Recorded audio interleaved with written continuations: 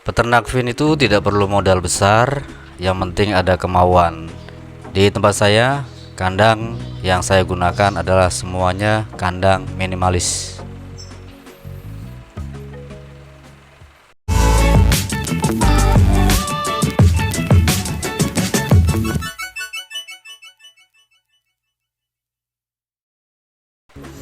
Assalamualaikum warahmatullahi wabarakatuh, teman-teman sahabat Trisakti Bird Farm. Semoga hari ini diberikan kesehatan dan dilimpahkan rezeki untuk kalian semua dan kita yang sedang menyaksikan video ini. Sebenarnya semua tidak ada yang tidak mungkin dalam dunia breeding, sebagaimana yang saya laksanakan di kandang breeding Trisakti Bird Farm. Jadi teman-teman, memiliki ruangan yang kecil atau kandang yang kecil, jangan berkecil hati bahwa semua yang kita usahakan atau kita breeding bisa berjalan dengan baik.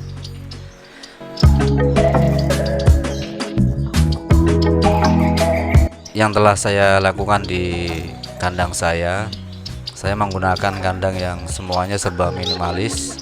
Kandangnya kecil-kecil, dan ini yang kandang sekat satu kandang saya sekat jadi 2 pun. Itu untuk breeding emprit Jepang atau zebra, itu semuanya tetap menghasilkan dan tetap produksi dengan baik.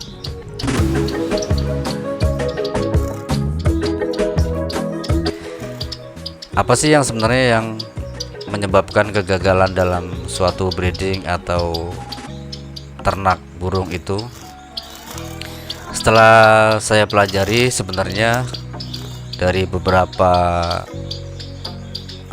eksperimen atau percobaan yang saya lakukan, bahwa burung yang jinak atau burung yang familiar dengan kita, yang biasa kita pelihara dengan baik, itu biasanya burung itu merasa nyaman ya, walaupun mereka dalam posisi kandang yang sempit seperti yang saya lakukan di kandang Trisakti Bird Farm.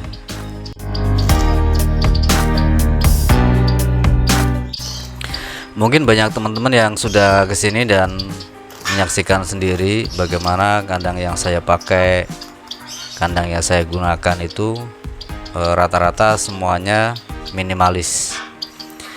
Jadi untuk yang mau memulai breeding atau mau mulai ternak di emprit Jepang atau zebra, itu dengan kandang minimalis seperti ini pun kita bisa tetap breeding dan berjalan dengan baik. Dan ada beberapa faktor yang memang harus kita perhatikan dalam breeding itu, bagaimana bisa breeding itu berjalan dengan baik, yaitu dengan kenyamanan yang paling utama yang membuat burung-burung yang ada di kandang kita itu berproduksi dengan baik.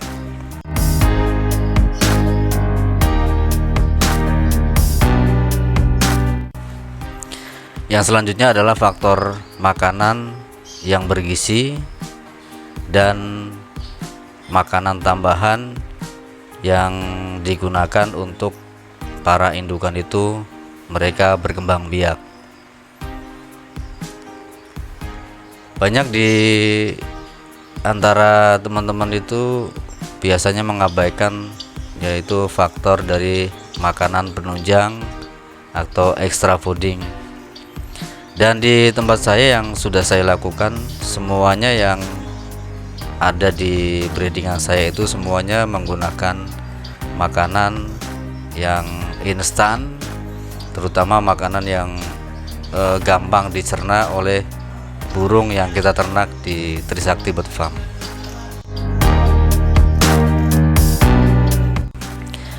Jadi teman-teman, untuk masalah breeding sudah banyak yang saya kupas di episode episode sebelumnya bahwa beberapa yang indukan yang ada di tempat saya itu semuanya produksi dengan baik. Nanti yang mungkin yang sudah pernah ke sini bisa lihat bagaimana saya membuat nyaman burung-burung yang ada di sini dengan makanan yang instan. Saya tidak memakai makanan yang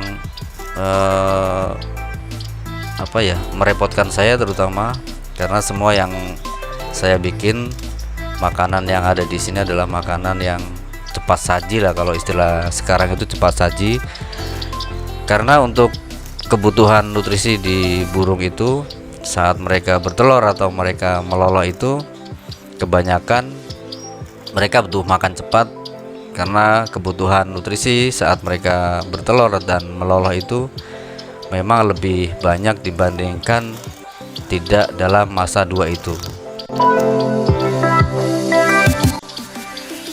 Jadi mungkin saya sudah bahas di yang lalu bahwa makanan yang saya bikin itu adalah makanan yang simple ya. Saya tidak mau repot-repot karena memang makanan yang simple itu bisa membuat kita tidak kerepotan tiap pagi atau tiap harinya kita harus meniup makanan yang ada di cepuk tempat breeding yang kita lakukan di sini.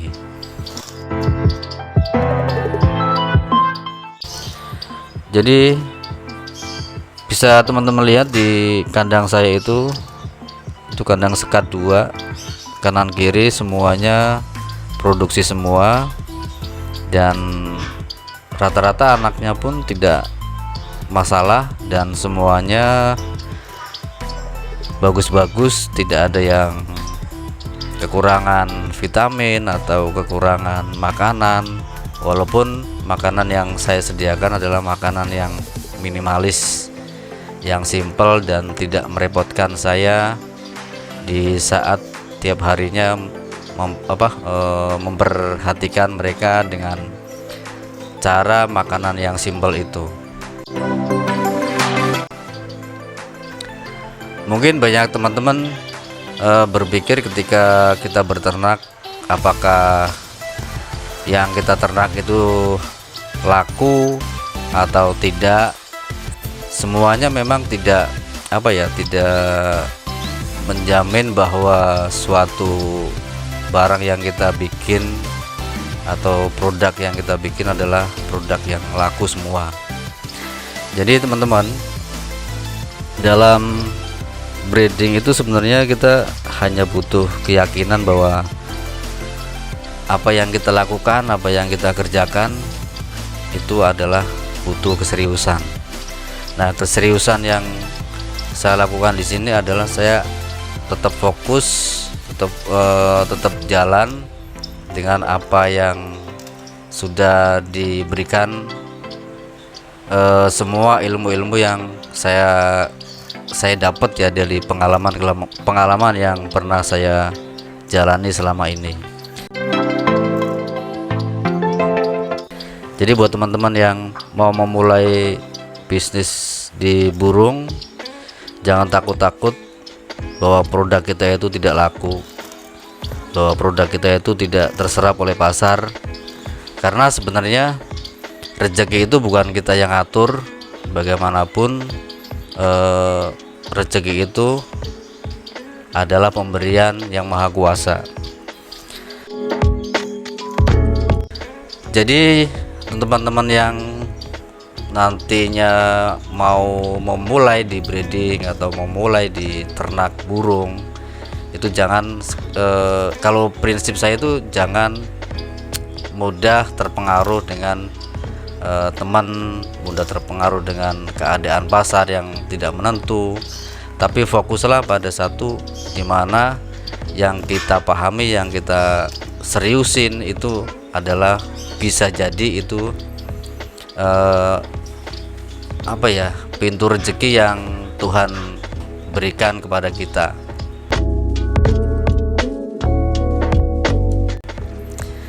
Jadi untuk pemasaran sebenarnya saya tidak terlalu memikirkan karena memang rezeki saya tidak bisa kita kejar-kejar, semuanya sudah diatur.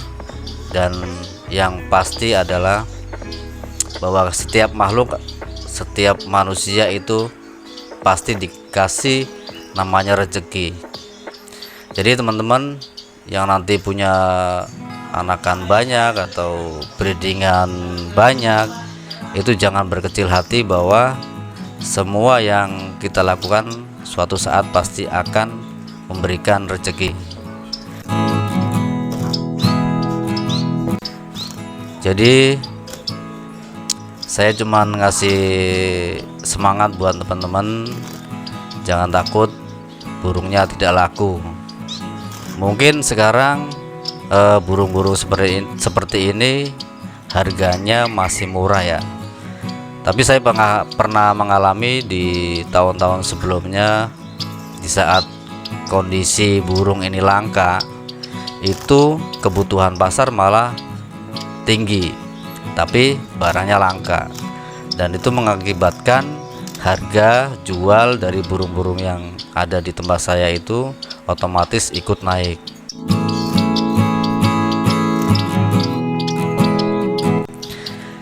Jadi jangan takut teman-teman yang memulai usaha di breeding atau di ternakan burung, tetaplah fokus. Jangan takut bahwa semua rezeki yang ada, yang diberikan oleh Allah itu pasti akan sampai ke kita. Kita tidak tahu kapan waktunya, tapi yakinlah bahwa yang kita usahakan suatu saat akan membawa hasil buat teman-teman yang khususnya breeding di dunia fins, terutama yang kita geluti selama ini.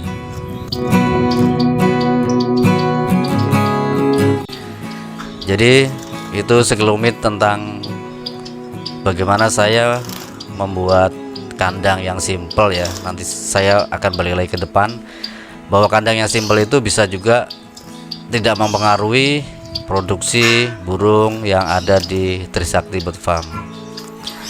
Jadi teman-teman, ini adalah motivasi dari saya hari ini. Semoga yang baru belajar di breeding ini jangan takut-takut untuk memulai, tapi teruslah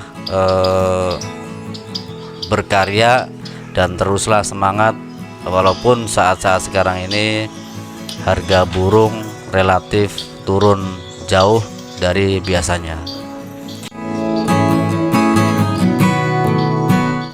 Jadi itu saja teman-teman yang bisa saya sampaikan, yang saya bisa share untuk hari ini. Semoga bermanfaat. Assalamualaikum warahmatullahi wabarakatuh.